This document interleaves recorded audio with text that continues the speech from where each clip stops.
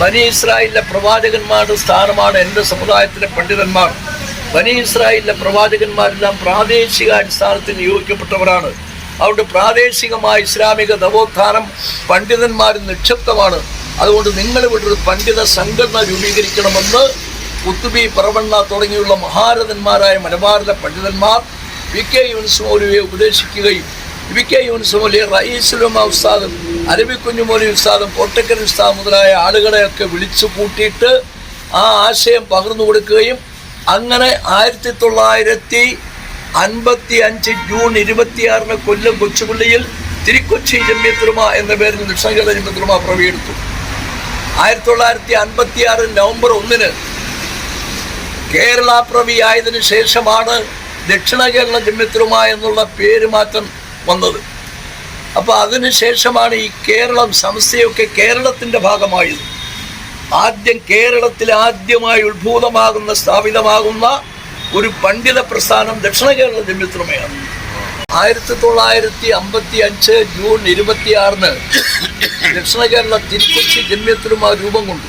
അത് രൂപം കൊള്ളാൻ കാരണം കമ്പിയോ വാർത്താവിതരണ മാധ്യമങ്ങളോ ഒന്നുമില്ലാതിരുന്ന കാലത്ത്, യാത്ര വളരെ ക്ലേശകരമായിരുന്ന കാലത്ത് മലബാറിലെ പ്രമുഖന്മാരായ പണ്ഡിതന്മാർ കുത്തുബി മുഹമ്മദ് മുസ്ലിയാർ, പറവണ്ണ മോദികുട്ടി മുസ്ലിയാർ തുടങ്ങിയുള്ള മഹാരഥന്മാർ, പ്രതിഭാശാലികൾ യൂനുസ് മൗലവിയുമായി ബന്ധപ്പെടാനും ഇൽമുൽ ഖിബിലയും ഇൽമുൽ ഫലക്കും അതോടൊപ്പം പരിശുദ്ധ ഖുർആനെ സംബന്ധിച്ച കാര്യങ്ങളും അതിൻ്റെ നിയമവ്യവസ്ഥകളും ഒക്കെ മനസ്സിലാക്കാൻ വേണ്ടി ഈ ഗ്രാമത്തിൻ്റെ എല്ലാ സൗന്ദര്യവും ഒത്തിണങ്ങിയ ചിറ്റുമൂല ഗ്രാമപ്രദേശത്തേക്ക് വരുമായിരുന്നു.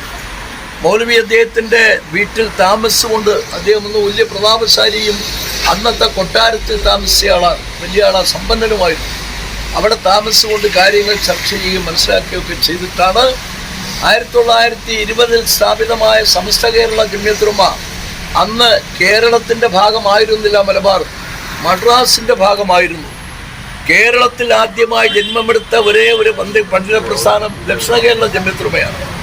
അപ്പോൾ സ്വാഭാവികമായി ഒരു ദക്ഷിണയ്ക്ക് ഒരു എമ്പളവും ഒരു കൊടിയും ഉണ്ടാക്കുന്നതിനെ കുറിച്ച് ചർച്ച ചെയ്തു. ആ ചർച്ച മാരാത്തോൺ നിലവാരത്തിലേക്ക് ഉയർന്നു, നീണ്ടുപോയി. എന്താണ് ഒരു ചർച്ച, എന്താണ് ഒരു കൊടി, എന്താണ് ഒരു എമ്പളം? അങ്ങനെ അവര് ഖുർആൻ പണ്ഡിതനായിരുന്ന സ്ഥാപക പ്രസിഡന്റ് PK യൂനുസ് മൗലവി റഹ്മത്തുള്ളാഹി അലൈഹി പറഞ്ഞു, ഒമൻ ദഖലഹു കാന ആമിന. പരിശുദ്ധ ഖുർആന്റെ സൂക്തം ഉദ്ധരിച്ച് ഒമൻ ദഖലഹു കാന ആമിന. പരിശുദ്ധമായ ഹറമിൻ്റെ ഉള്ളിൽ ആരെങ്കിലും പ്രവേശിച്ചു കഴിഞ്ഞാൽ അവർ നിർഭയരാണ്, അവർക്ക് സമാധാനമുണ്ട്, അവർക്ക് സ്വസ്ഥതയുണ്ട്. ജാഹിലിയ്യ കാലത്ത് പോലും ഒരാൾ കൊലപാതകം നടത്തി ഹറമിലേക്ക് കയറിയാൽ അയാളോട് പ്രതികാരമില്ല.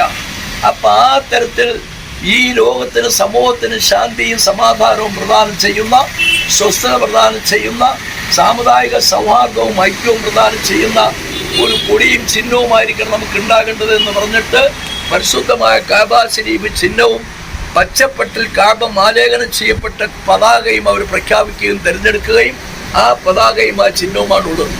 ദക്ഷിണ കേരള ജമിയത്തുലമയുടെ മഹത്വം പറയുമ്പോൾ, അത് വിശദീകരിക്കുമ്പോൾ ഈ പതാകയെക്കുറിച്ചും ഈ എമ്പളത്തെക്കുറിച്ചും മാത്രം പറഞ്ഞാൽ മതി.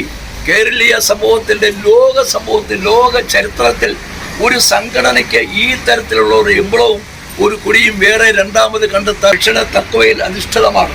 ഇവിടെ ദക്ഷിണ കേരള ജമിയത്തുലമയെ എല്ലാവരും അംഗീകരിക്കുകയും സ്നേഹിക്കുകയും ചെയ്യേണ്ടതുണ്ട്. മറിച്ച് ആരെങ്കിലും എതിർക്കുന്നെങ്കിൽ ആകാശം മുട്ടെ എതിർത്താലും, കടലിലെ തിരമാലകളോളം എതിർത്താലും, കടലിലെ വെള്ളം പറ്റുന്നവരെ എഴുതി തീർക്കപ്പെട്ടാലും ദക്ഷിണയുടെ അടിസ്ഥാനത്തിന് യാതൊരു കോട്ടവും സംഭവിക്കില്ല. അത്രത്തോളം എക്കാലവും ഭദ്രമാണ് ദക്ഷിണ കേരള ജമിയത്തുലമ. അതിൻ്റെ ഏറ്റവും പ്രസ്പഷ്ടമായ ദൃഷ്ടാന്തമാണ് ഈ ചിഹ്നവും ഈ കൊടിയും എന്ന കാര്യം നമ്മൾ മനസ്സിലാക്കേണ്ടതുണ്ട്. അള്ളാഹു ഈ പ്രസ്ഥാനത്തെ സ്നേഹിക്കുകയും സ്നേഹിക്കുന്നവരെ അള്ളാഹു സ്നേഹിക്കുകയും വളർത്തുകയും ഉയർത്തുകയും ചെയ്യുമാറാകട്ടെ. നമുക്ക് ബഹുമാനപ്പെട്ട ഈ സിയാറത്ത് ചെയ്തുകൊണ്ട് നമുക്ക് പതാക ഉയർത്തി പിരിയാം. അസ്സലാമു അലൈക്കും.